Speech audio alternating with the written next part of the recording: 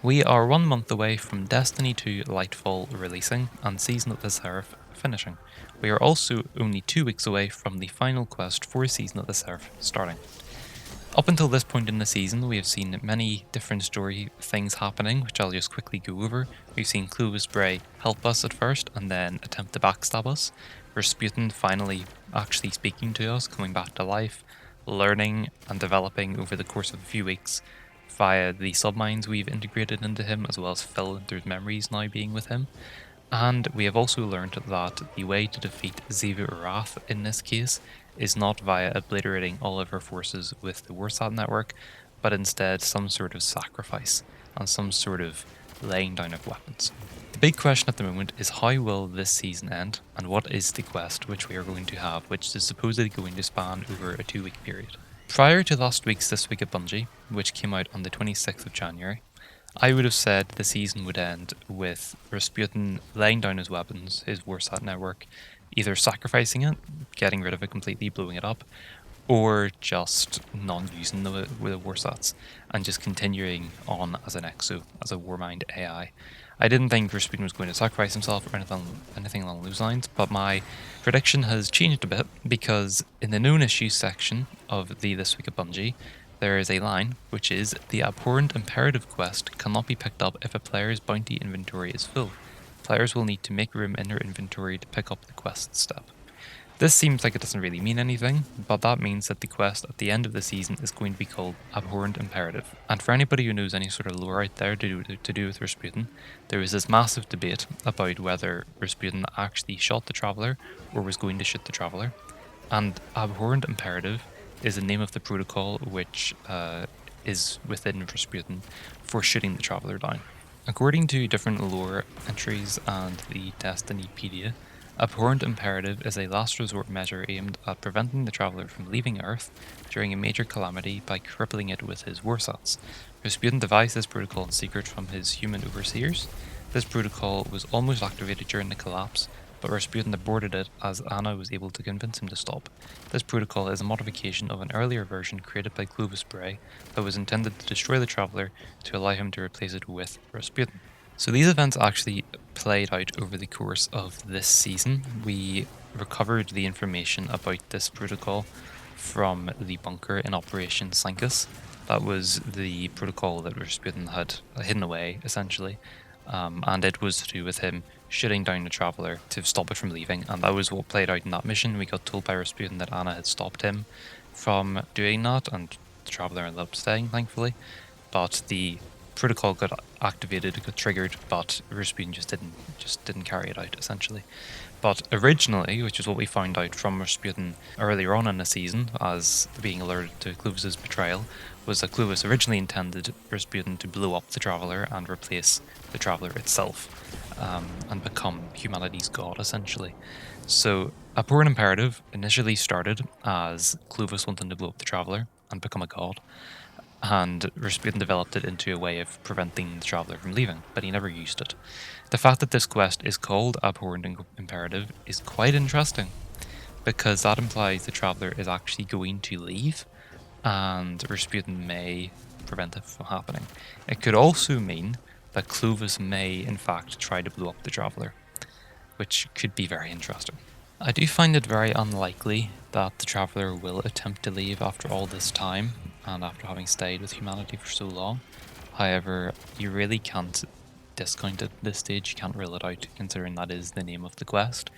The other thing is that this season's artwork has a very strange emphasis on the Earth and the Traveller, both in the seasonal banner as well as the actual logo for the season. That's a bit strange because the Traveller hasn't had any sort of part to play in this season as of this point, so I could definitely see this final mission having a big focus on the Traveller. I would say the only supporting evidence for the Traveller actually leaving during this quest would be the artwork for the season, which Bungie's very, very spotty with the distance the Traveller is from the Earth, how big the Traveller is, depending on the different ways you look at the Traveller, whether it be from a space station, as we've seen in the Exotic mission, or Seraph Station, whether it be artwork for Shadowkeep, for example, it always changes. So yeah, I don't think we can really go off of that, but that would be the only evidence I could see. My theory for this season comes in a few different parts. The first part being Clovis Bray attempting to blow up the Traveller. I'm not entirely sure how he would do this. He perhaps still has access to the Warsat network via the work that he did whilst he was inside of the exoframe, or perhaps he's going to use some of his weapons on Europa. However, my theory is that Clovis Bray still has some sort of access to the Warsat network. After all, the Seraph station is Clovis's station. He may still have access to the Warsat network, and therefore I could see him attempting to use the Warsats to blow up the Traveller. Why would he do this? Earlier in the season, we were told by Rasputin via a cutscene that Clovis had shifted his idea from the initial reason for the Abhorrent Imperative protocol, which was Clovis wanting Rasputin to blow up the Traveller so as Rasputin could replace the Traveller, and Clovis could essentially become a god by proxy through Rasputin. But now, since Clovis is now an AI himself, his plan was just to take control of the Warsats, blow up the Traveller, and become humanity's god directly. So that is what I could see him attempting to do once again. Seems how the last we heard of Clovis, apart from his wee pre-recorded message in the battleground on Europa, was they know. My second part of the theory would be Rasputin will be forced into sacrificing the Warsat network in order to prevent Clovis Bray from destroying the Traveller. It's pretty clear that Rasputin does not want to blow up his Warsats. The Warsats are extremely powerful, they're very, very useful for containing threats and for just obliterating enemies. And unfortunately, in this scenario with Ziva Wrath, it seems like he's going to have to get rid of them anyway. But he doesn't really want to, and I think he's going to keep trying to find ways to prevent that from happening. So what I could see is he doesn't want to get rid of them, but because Clovis is trying to blow up the Traveller using the Warsats, he's forced into it. I could also then see Savathun being revived. The reason for this is earlier in the season there was a pre or a post battleground dialogue between Elsie and Rasputin where they were basically saying that Savathun's death in the Witch Queen seemed to be the catalyst, the beginning for the second collapse this time round in the cycle. Elsie is obviously in a bit of a time loop, and this time round it seemed like the Witch Queen's death was the catalyst for the second collapse. This time, however, Savathun is in fact arisen. She can be revived by her ghost Imaru, and therefore all we would have to do is essentially either convince Imaru to revive Savathun, or just pop her body in the throne world and heal revive her. I could then see Savathun being some sort of ally temporarily, because we do have Keitel and, Lord Saladin. They aren't going to be very happy with Savathun being an ally. I think even Zavala and everyone is going to be a bit uneasy with that. But at the end of the day, Savathun has completely turned her back on the darkness. She's no longer in ties with the Witness at all. It would just make sense for her to even be in a temporary alliance with us. The order of these three events could be in any sort of order. Essentially, it could be Rasputin comes to the conclusion we have to revive Savathun, and that's the way he sees as keeping the Warsat network. Savathun does some trickery, and it prevents Ziva Wrath's invasion.